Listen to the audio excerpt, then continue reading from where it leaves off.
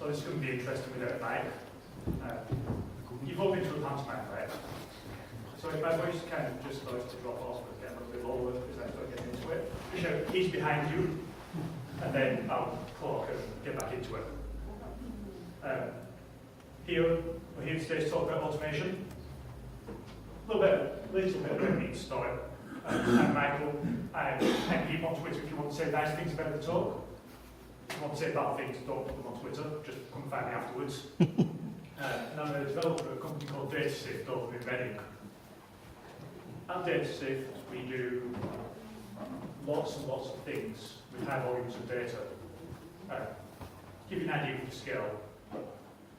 We process the Facebook files, that's every comment, every like, every wall post in real time. Now, we could have someone sit there and read every single one, but we probably wouldn't get through it. We needed the computer, we needed to automate that. And if we can automate the code of our business, why can't that spread out into other parts? So, do you want me to talk about automation? Not for the choir. Just fact check. My singing voice is terrible. Today, we're going to cover a couple of things about automation. We're going to cover what automation actually is, what we should and shouldn't automate, the right things we shouldn't. We're going to take a look at a couple of automation strategies, some of the available tools that can help us, and finally, there's a couple of other considerations that you should think about when you start to automate things. Now, no talk is complete without developing an SKCD. There's an SKCD for everything. This talk is no exception. I particularly like this one because it shows you how long you can spend automating the task and it still be efficient. Think about something that you do, it takes an hour a week, generating sales reports. You can spend up to 10 full days working on automating that, and it will pay off within 5 years. You will be getting free time back. Let's just dive straight in. Let's dive into what is automation. Automation is something that you don't have to do manually. It doesn't necessarily have to be automatic. Take this command line, for example. Any idea what it is? No, me neither, I made it up. But what about now? Any idea what it does now? Yes. This is automation. I still have to go in, I still have to run the script, but it's taken all of those command line parameters. I don't have to remember them, I don't have to remember the values. I've automated that code. Automation isn't about things happening automatically. It's about reducing institutional knowledge, complexity, and adding reproducibility. It's about capturing the things that you need to do over and over and making sure that they happen the same way every time, and potentially decreasing the time it takes to do them. So why automate? The number one reason is people. People like me. Because people, they have good intentions, but generally not much time. People don't like tests. Even if there are tests, people don't run them. Same goes for documentation. People just aren't wired that way. If your team do, great, or you hire it. But a lot of teams don't, even when it's available. But the biggest reason is that people aren't deterministic. They can do the same thing twice and end up with different outputs. Should that ever happen? But these are all developer-focused reasons. Plenty of other good reasons to automate. What if, I don't know, you want to make more money with less effort? Who doesn't want that? What about if it's not you? What if your company wants to progress with less overhead? You want to get more done in the same amount of time? Generally boils down to making more money, but hey. What if it's not work-related at all? What if you want to spend more time with your partner, with your kids, or playing daughter? These are all valuable reasons to automate. They save you time so you can do other things.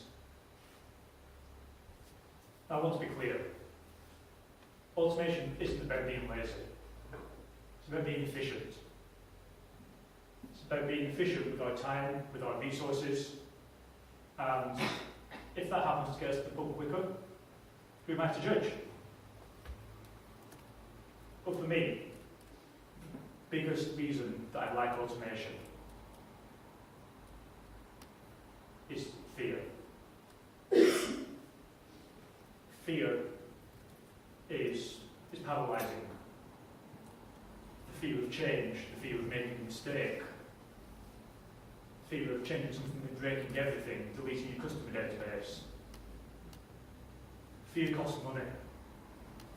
It makes people reckless, and it leads to bad decisions. People panic. You accidentally run a database migration on one server, and suddenly the website's down. What do you do then? If it was automated, the scope for things going wrong is greatly reduced. It makes people more confident, less fearful of what's going to happen. If people are scared to make changes, they won't make changes. It leads to reduced productivity.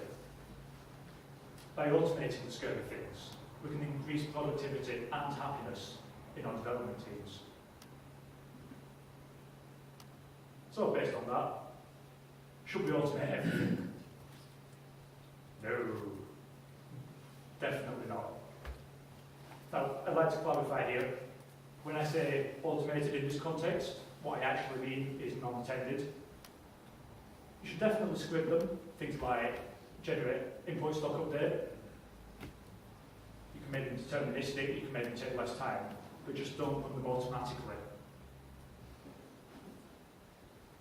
You shouldn't run things automatically where you need to feel the pain. By this I mean, that I've got a great example of this. A piece of software that one of my co-workers wrote, definitely not me. It would run, and it would run, and it would run, and then eventually it would run out of file descriptors and crash. No idea why, but our operations team was fed with being woken up in the middle of the night, so they wrote a cron job that restarted it every 3 hours. It worked great, released all file descriptors, it kept running. This is an example of bad automation. If you're feeling the pain, fix it. Don't mask it with automation. This one's debatable. If it means that nothing will get applied otherwise, definitely automate security upgrades. But personally, I like to know what I'm upgrading. I like to know what I'm installing on my machines. Again, script it, just make sure that you're there watching what it's doing.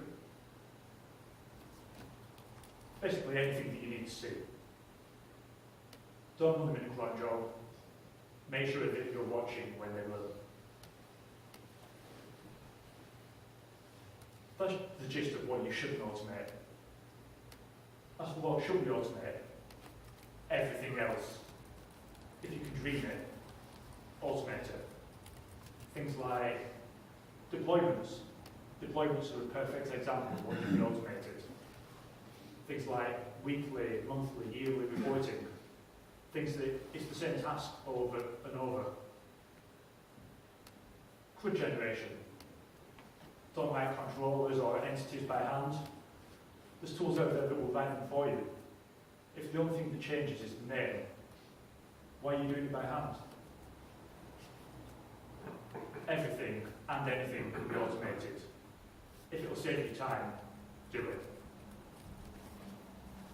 Now, sometimes people fight automation. We've all heard the arguments, things like, the system that we're building is too complicated to automate. For me, that's a big sign that you're going in the wrong direction. Bring down the scope. Build smaller parts that you can automate. Build smaller parts that fit together. Build up a pipeline. Data comes in, goes through part A, part B, part C. all individual. They work together to get the overall job done. But it's a lot easier to test smaller units of code. It leads to less coupling, which makes it easier for extension and leads to more stable code. Another one of my favourites is we don't have time to automate. Fair enough. But if you don't have time now, you're never going to have time. It's short-term pain for long-term gain. Automation is about saving you time. So surely, if you don't have time to do it, that's an indication that you really need it.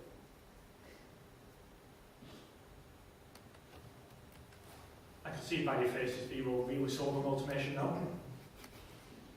You know when you should, when you shouldn't. The next question is when. When should we automate? For me, I automate as soon as it makes sense. It depends on the task. Something that takes a minute or so to do, I do it maybe, I don't know, once or twice a week. Once I've done it half a dozen times, then I'll automate it.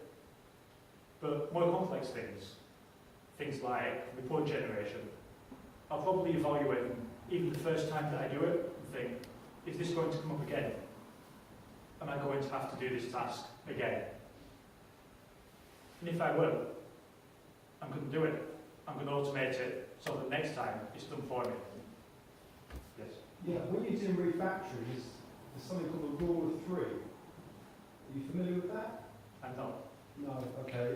Maybe not the same, but like if you come across the same thing similar times, the second time you notice that that's similar, and the third time you think, hold on, I've seen this twice before. Maybe it's time I did something different. I don't know if that's possibly, something to consider. When something starts to become so familiar that you're sure you've done it many times, then maybe it's time you need to stop relying on your memory and pass it on to someone else. Definitely. So I didn't know it by that name, but I definitely know the technique. Yeah. Once things start to become familiar and you realise that again, there's pain associated with it, whether it's generating reports or you notice a bug in one piece of code, you've got to go and fix it in two other places, that's an indication that something has to change. A good example of automation is this conference, this talk. Now, this is the first time that I'm giving it, but I'm actually scheduled to give it at a conference next week. And I'm going to get up on stage, I'm going to take the video that was recorded tonight, and I'm going to play it on stage. Because I'm going to give it twice. I've put the effort in, let's automate this. So, we're sold on automation. We know what we should and shouldn't automate. We're ready to start. We're ready to start building up scripts. Welcome to part 2, a step-by-step guide to automation. 4 steps, really easy. First one, it's going to be a little bit weird in automation talk. Do it by hand. Make notes. Make notes about what you're doing. That's very important. First time you find your feet, you're working out what needs doing. It's fine. But the second time, take the first chunk of it and automate it. Imagine you're generating insights for the number of sales this week. Automate the data retrieval part. Instead of running queries by hand, write a little script that does it for you. And then do the analysis by hand by all means, but automate that first part. And then the week after, you come to do it again. And you automate the second part. You didn't have to fetch the data yourself, because you had a tool that did it. The time that you saved there, use it. Use it to write another little tool that generates the insights for you. And then by the third week, it's all automated. You press a button and the insights come out. There's no more work for you. You just run a script and out comes the data. Think about how much time that's going to save you. At this point, you're still running the script. That's very important. It's automated, but it's still you.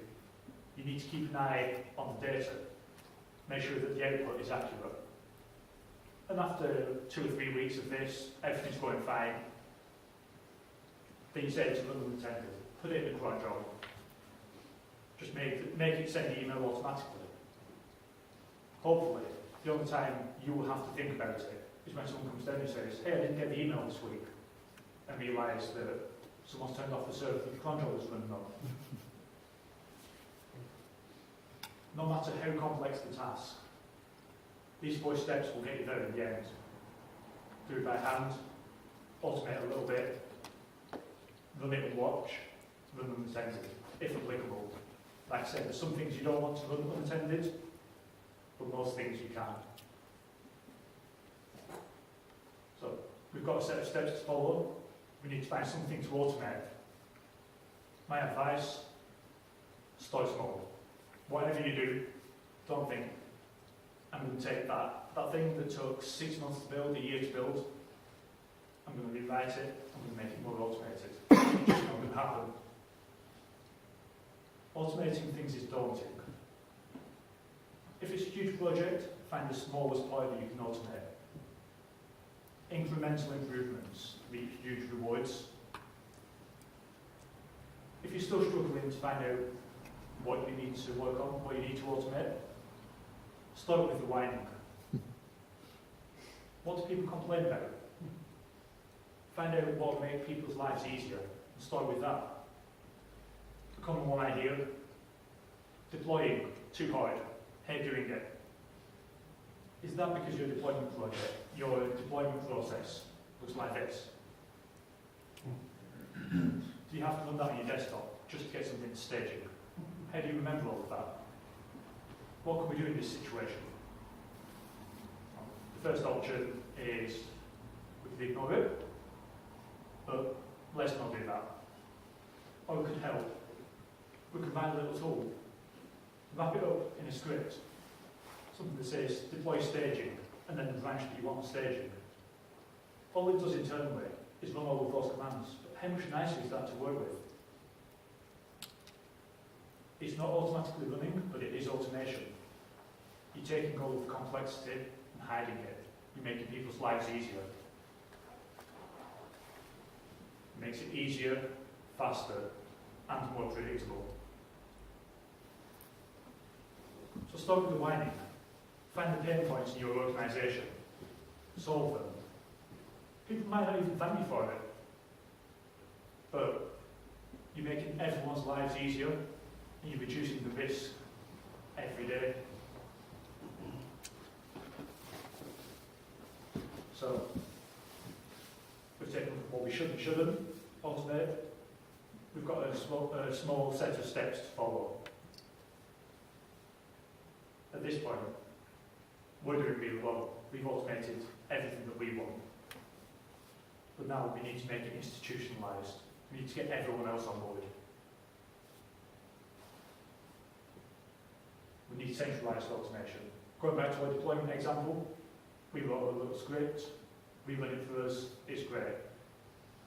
You might have shared it with some of your co-workers. They're using it, it's great. What about everyone else?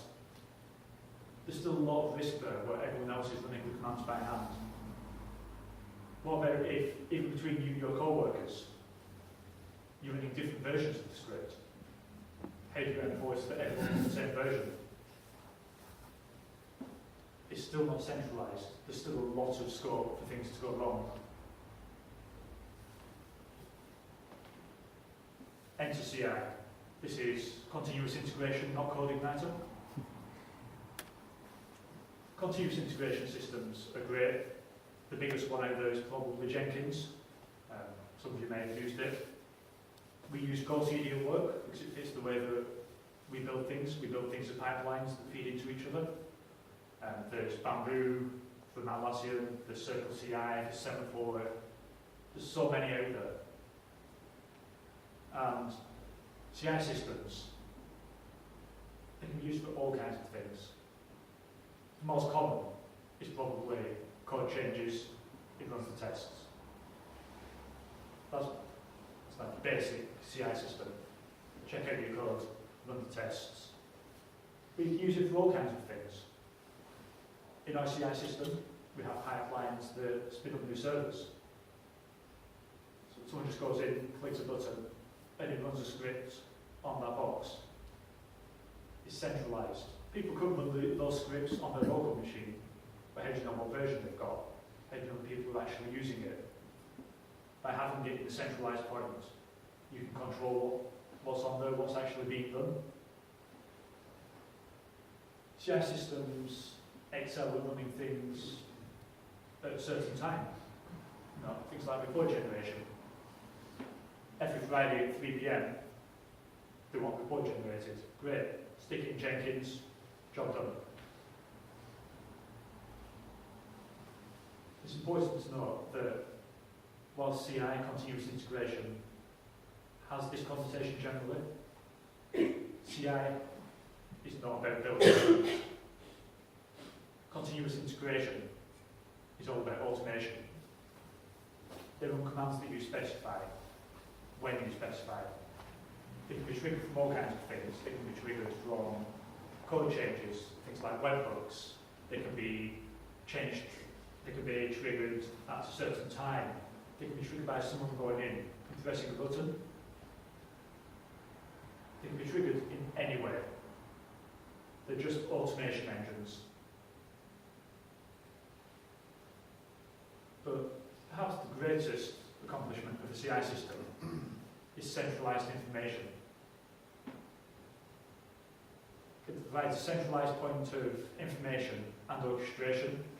It provides global visibility of deployments, tests, of anything you can think of. Someone comes along and says, hey, when's the last time we deployed staging? And you don't have to go to every developer and say, have you pushed staging today? How about you? How about you? You go to the CI system, you check the last run, and you know that it's the last time that happened. And it actually has a really nice side effect. If you're using it to run your tests, put them on screen somewhere. If you've got a screen where everything is nice and green and one goes red, people are going to jump on it. They want that screen to be green. If they can't see that, it's just going to stay broken until you need to deploy it. That might be a month down the line, and suddenly it won't even build.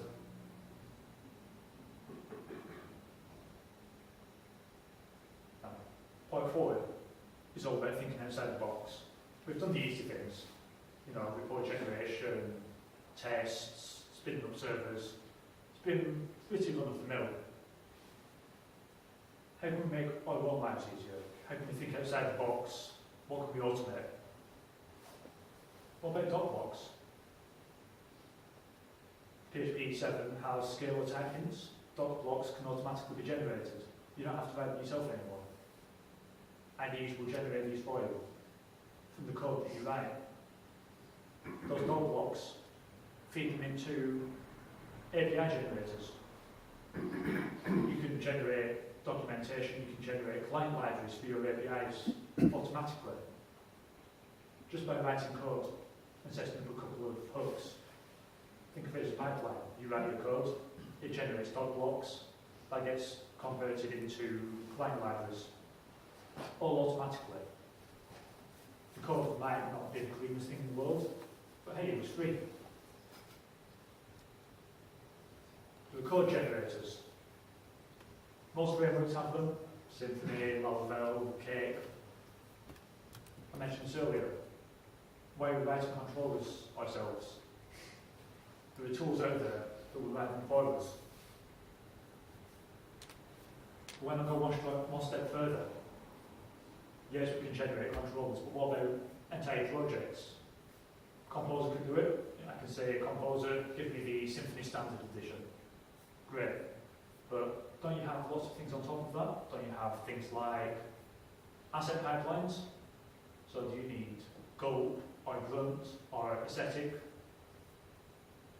What about tests? What about PHP unit, codeception, BHAP? Are these things that every time you scaffold a new Symfony project, you go and add yourself? Why not make them part of the scaffold? Why not have a skeleton project so that each time you store it, it's just there, it's good to go. And then we get to generic packages. You've been using the skeleton, it's all going well, but you're a little bit fed up with finding a bug and going and changing 10 projects. I've tried that out. take out the code that's common across all of them, write a reusable library, package it up, install it with Composer. Any bug fixes, any improvements. 3, run Composer update on your projects and they just get pulled in. This is all automation. It makes your life easier. It reduces the amount of time that you spend doing the same work over and over. But what if we go even further? Forget development. We can think of all kinds of things that we can automate. A couple of years ago, I used to play a game online, text-based, space-based, and it was quite fun. It was all about resource gathering and buying land and things like that. But there was a lot of brain work involved. I had to work out how much I could afford and when I'd be able to afford the next piece of land. And at the time, there was a tool that was called Grease Monkey. There's a program equivalent called Tamper Monkey now. And it lets you write little bits of JavaScript that run on certain web pages. So we had this monstrous 1,400 line JavaScript file that ran on this site, and it would tell us how much we could afford on the page. I didn't have to do the maths anymore. I wrote a little script that automatically ran and told me. I automated that maths away.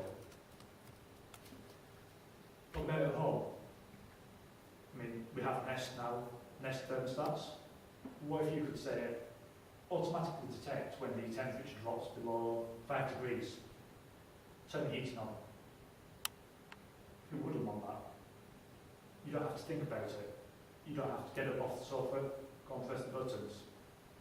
It saves you work. What about bank statements? Every month, a lot of us are paperless now. Every month you get an email that says, hey, by the way, your statement is available. What if you had a script that monitored your inbox, looked for that email, and then logged into online banking, put it into Dropbox? These are things that you can do. These are things that you never knew you even wanted. But in 12, 18 months' time, when you think, hey, I'm just going to check that statement because I'm sure I've already paid for this. And your online banking says, sorry, we only support 12 months of online statements. Please pay us £15 for a paper copy. It's there. It's in your Dropbox. You didn't have to think about it. It just happened. Finally, what about pizza? I want pizza. I don't want to go find the phone someone. What if I could just type into my shell, order pizza, pepperoni? You laugh. It's possible.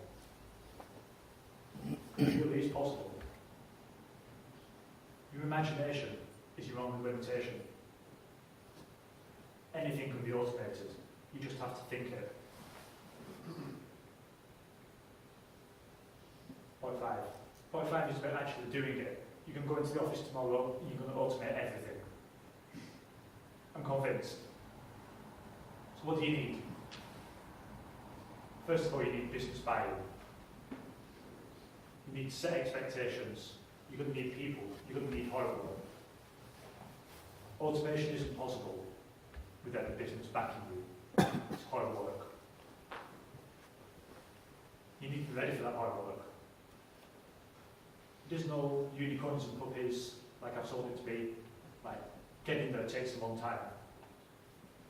If you're anything like us, it'll probably go a little bit like this. About 2 weeks in, like, this is the best thing ever. Why did we never do this before? And then, about 2 months, you'll be like, oh, this is actually harder than we expected. And 6 months in, you'll be like, actually, I quite liked that time where we'd spend 2 weeks every month doing manual tests. Like, can we go back to that?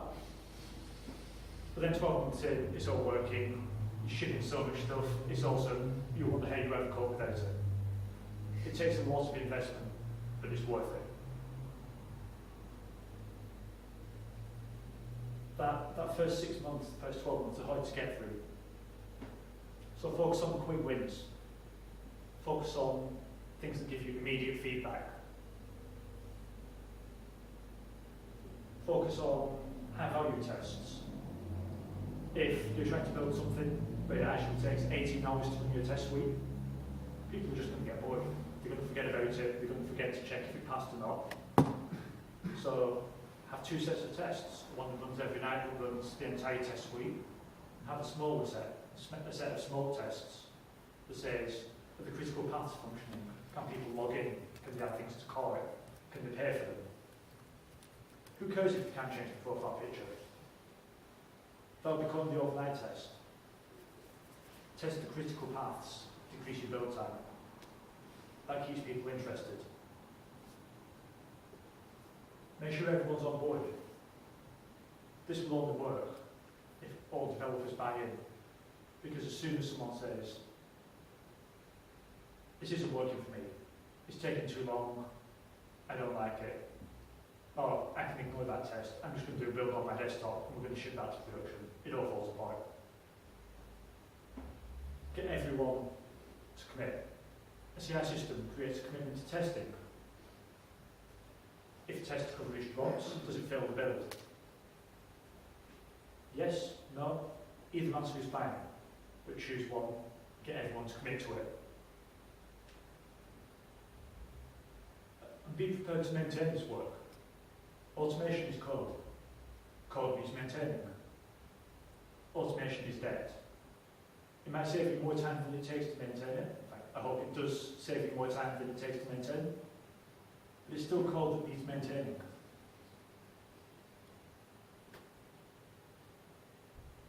There are a couple of automation essentials that you need to stay focused on. The first one is error handling. Do not assume that everything went correctly. Don't assume that everything went to plan. What happens when you're mid-deploying and your network goes away?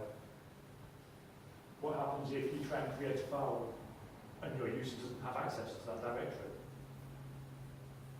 Make sure that when things fail, and they will fail, that you can recover from that you know what state everything is left in. 99% of the time, automation will run flawlessly.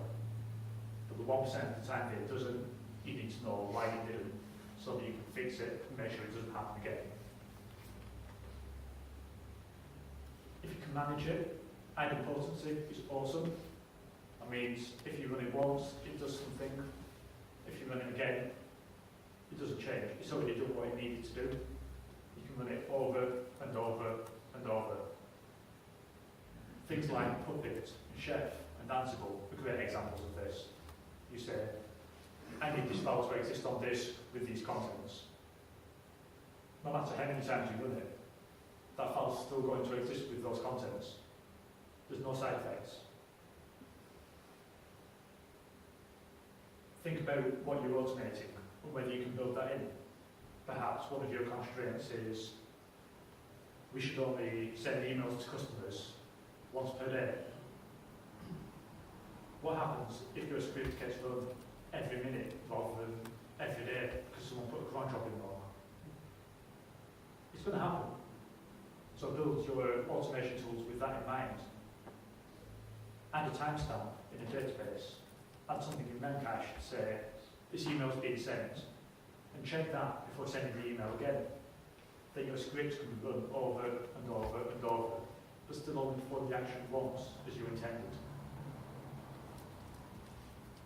And of course, if you've ever seen any of my talks before, this one is in everything, the Unix philosophy. Write small programs that do one thing well, work programs that work together, and write programs that use text, because that's the universal interface.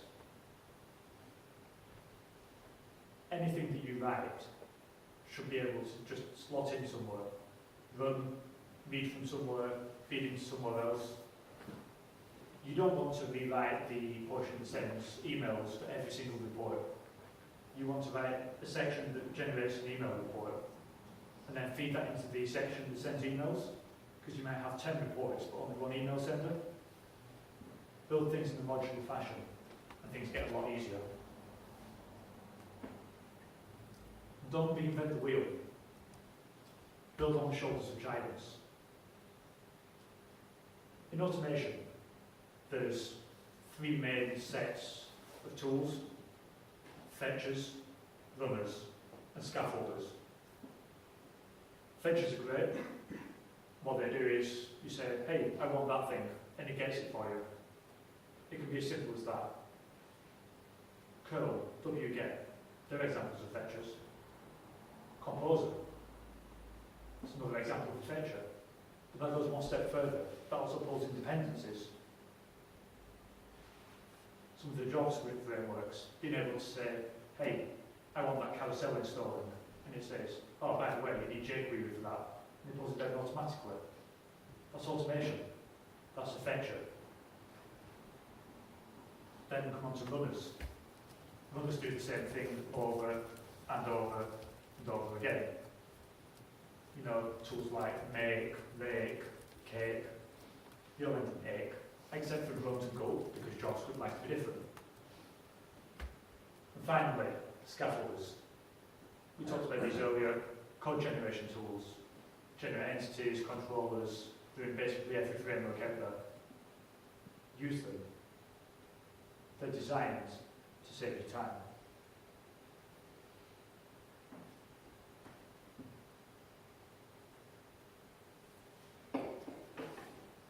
Now that we've got things that can be automated, how do we trigger those? We can do things like webhooks for when code changes, we can do it at a certain interval, at a specific time.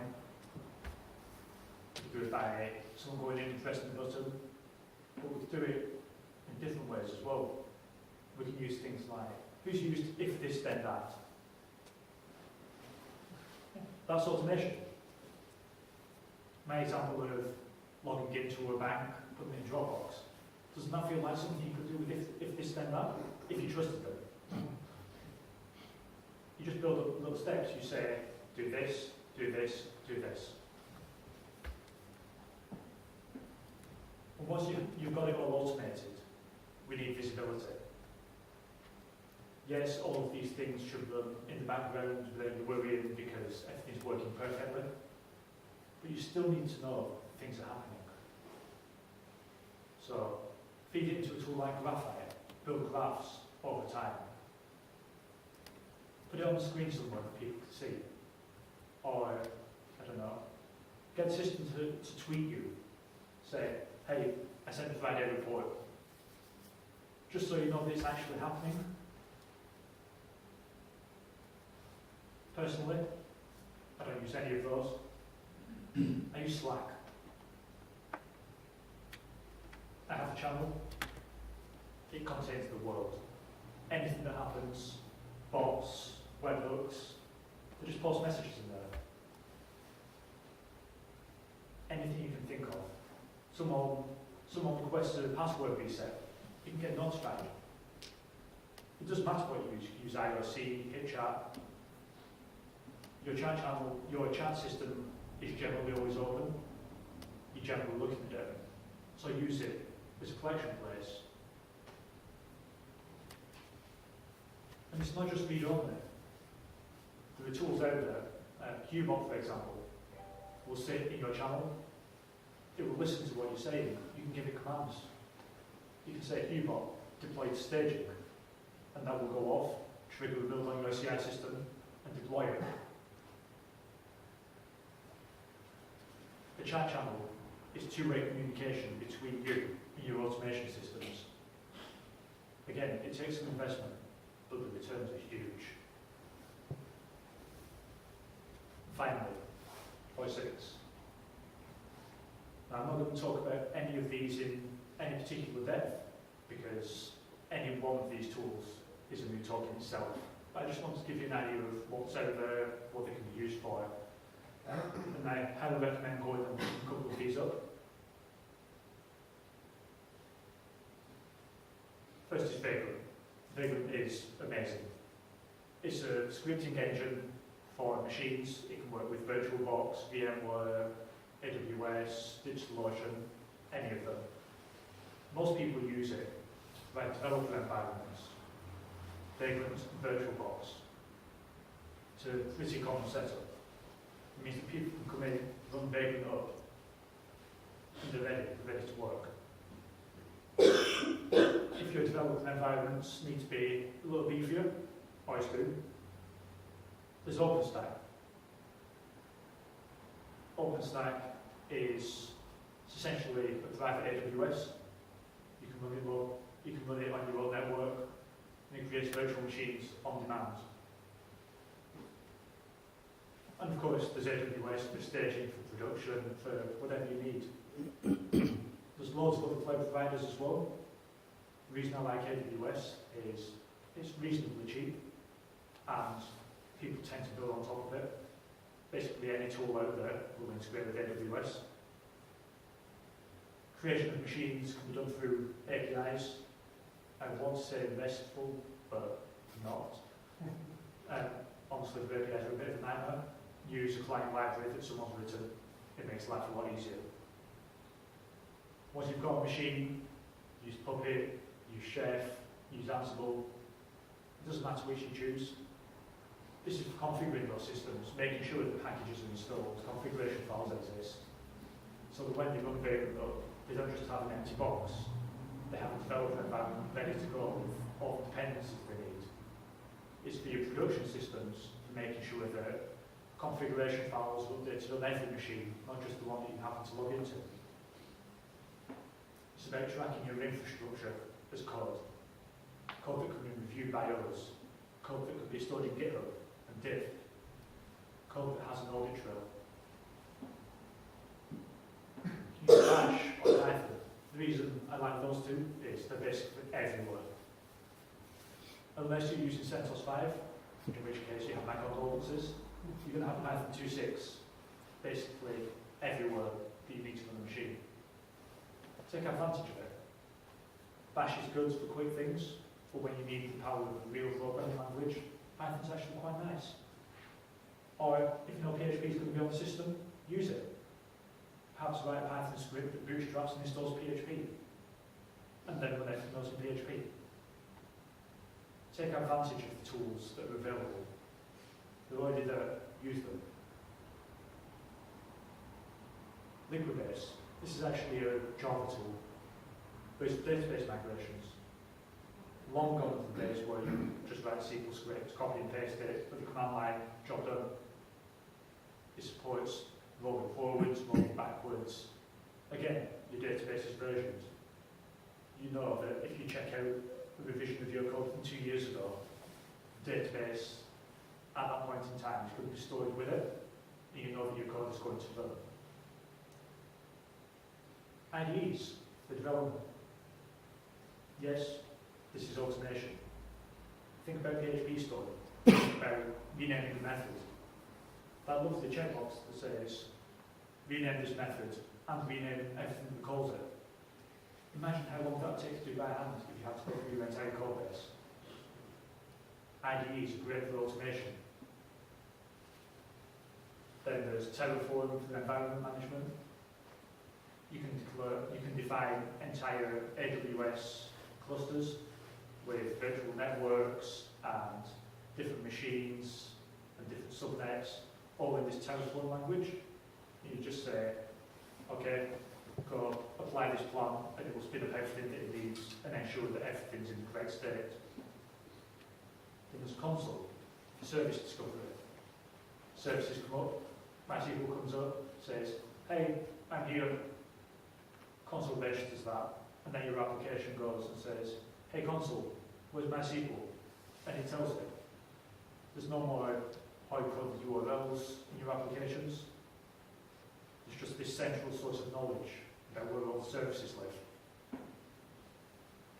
So Vagrant, Terraform, Console, developed by a company called HashiCorp. Basically anything they write is gold. They can do no wrong. All their tools are fantastic. CI systems, there's Jenkins, there's GoCD, there's TeamCity, whatever you want to use. Just take a couple of hours, install one, play around, see what you can automate with it. It's going to save you time in the long run. And of course, Slack. Coming to the end now, there's just a few more considerations for when you're automating things. First is, should it be automated? Manual tasks have their place. Is it really hard to test? Things like, does it depend on the manual sensor? Is it testing the temperature in the real world? Do I have to test this every 6 months? It's probably not worth trying to mock the input onto the PCB. That's something you should just do manually. It's easy to do it manually. You can do it less than, 5 times? Don't bother automating. Just do it and hope you never have to do it again. If you do, then reevaluate. And finally, there are some extreme cases that only happen in certain environments. Bugs that only reproduce themselves in production. These are really hard to automate. Sometimes you automate something, it works fine on your machine, through staging, but chokes when it gets to prod. If you don't have the resources to investigate, go back to the old way of doing it manually if it worked.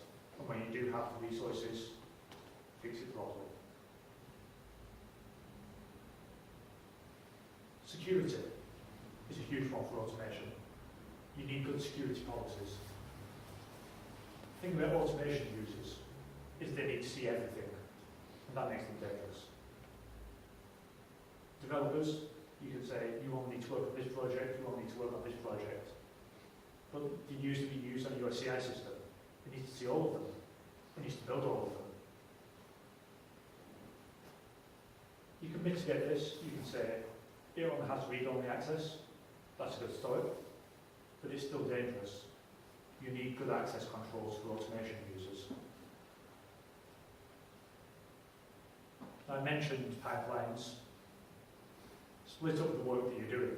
Instead of one large job, have 5 small jobs that run in sequence. We have an example of this where we deploy to all of our staging machines, and it takes hours, literally hours. And it's a 5-point process. And if the third one fails, we don't want to rerun the first 2. The first 2 are just verifying that everything is in a state that we can deploy. That might take half an hour.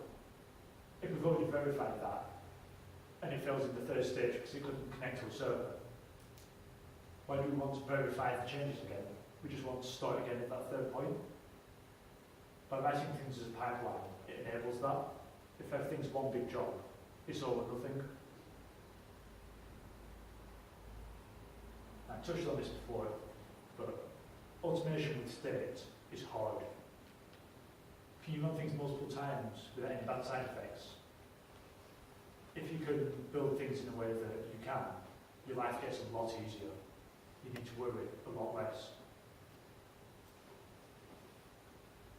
And last but not least, implementation details. As you're going to go and start automating things tomorrow, don't expect to build the perfect system first time. Build for your team now. Don't think about what it's going to be like in 12 months. Don't invent problems. Focus on the problems now. Start with the workflow.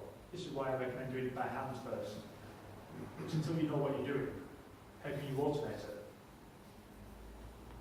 Don't build tools and then look for a workflow. It doesn't work. Do you need, an auto-scaling group in AWS for your staging platform? Yeah, it's cool, but do you need it now? Don't invest the time. If you need one server, invest the time to get one server up and running. When you need an auto-scaling group, invest the time. Trying to do everything up front is what kills projects like this. If I was going into my company tomorrow, starting fresh, if we had nothing, I'd start with notifications. Even if it's just something that says, it's 12 o'clock, it's 1 o'clock, it's 2 o'clock, every hour. Sure, it's annoying, but at least then you've built the infrastructure. But when you start doing things like sending emails automatically, you don't have that set up, you can just hook into it. Report code generation is right through automation. You do it by hand every week, write a script. Deployments, make it one click, make it fast. Remove any manual steps for people. Environment setup for developers. You get someone new come in, someone has to sit with them for half a day to get their environment set up. Automate it. Ansible has a tiny learning curve. Vagrant and Ansible, fantastic. They run Vagrant up and they're ready to work, and no one's been taken away from the desk. Using the CI system gives you deployment history and tracking. You know when things have been deployed. Oh no, people can't check out on the website. How long's it been happening? Oh, about an hour. Oh, well, an hour and 10 minutes ago we deployed. Let's roll that back. You have that traceability. Basically anything that you do more than once a month. If you're doing something regularly, it can probably be automated. So, in summary, automation is awesome. It is a large upfront investment, but it pays for itself 10 times, 100 times over. Think in pipelines, small composable tasks that feed into each other. There are some things that you shouldn't automate, but not many. I've been MD, you've been awesome. As I mentioned, this is the first time this talk's been given. So any feedback, just grab me now, grab me in the pub. Let me know what you thought. If the things that need fixing, if things you enjoyed, anything. I'd love to know. Any questions? What's the meaning of that word hidden item potency? Idempotent. It means you can do the same thing multiple times and still have the same result. Okay. So, the example I used was a script that writes a file. So imagine that I was writing a file to disk that contained the word Michael. No matter how many times I run that script, that file is still going to exist with the content of Michael. That script is idempotent. I can run it as many times as I want, and it's going to have the same output. Something that sends an email to a customer is not idempotent, because you run it 10 times to get 10 emails. The number of times that you run it impacts the number of times that something happens.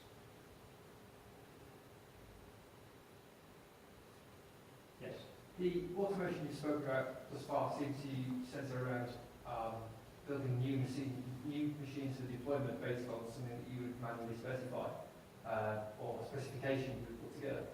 If you inherited a client and you wanted to clone their current server environment, are you aware of any tools which may sort of scan or analyse their current environment to allow you to build a replica of it? So, any of the configuration management tools, you can install them. Ansible you don't even have to install, you can just point it. It's got a module called setup. Yep. You point it at the machine, it tells you about all its network interfaces, OS, all the packages that are installed. It can tell you things like configuration values, because it doesn't know where to look. Sure. But definitely for the basics, like packages installed and versions, any configuration management tool should give you that. Thank you very much. On one way. It's not so much a question as an observation, but I've found in the past that when building web apps, you can spend a lot of time planning routines for your HTTP requests, homepage, search, etc. But a lot of frameworks also give you the ability to specify console routines, and if you do that early on in your app, because you talked about setting up infrastructure, if you get a couple of basic console routines in early on, then you can then build on them very easily. And I found that if you use it to set up the app, for example, importing data and things like that, then often you then get to use them again later on when that gets more mature. And it really helps you do things like scripting and stuff like that. So just to clarify, you're talking about the console component. Well, I work with Zen frameworks, and as well as setting up routines. So, for example, you type in your particular thing.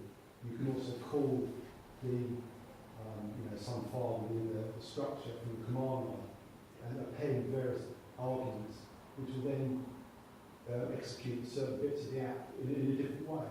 You're often quite separate, the security, well, you can share the security, but often found that you can kind of, they separate quite naturally. So one supports the main app and it works on one kind of admin interface, very cheap and easy admin interface you can use in a lot of ways we talk about here. Yeah, so a lot of frameworks have this. Best known one is Symphony's console component. It's basically just a command line framework. Any code that you use in your application or user access, any business logic is also accessible on command line. So you can use that to automate. You can run command line tasks with the same code that comes on your website in a command line. You don't even have to look at it. You can share all the work you've already done and just reuse it in an automated fashion. Thanks. As I said, I'm going to stick around and go to the book for a couple. So if you want to chat about any of this afterwards, just give me a shout. Cheers.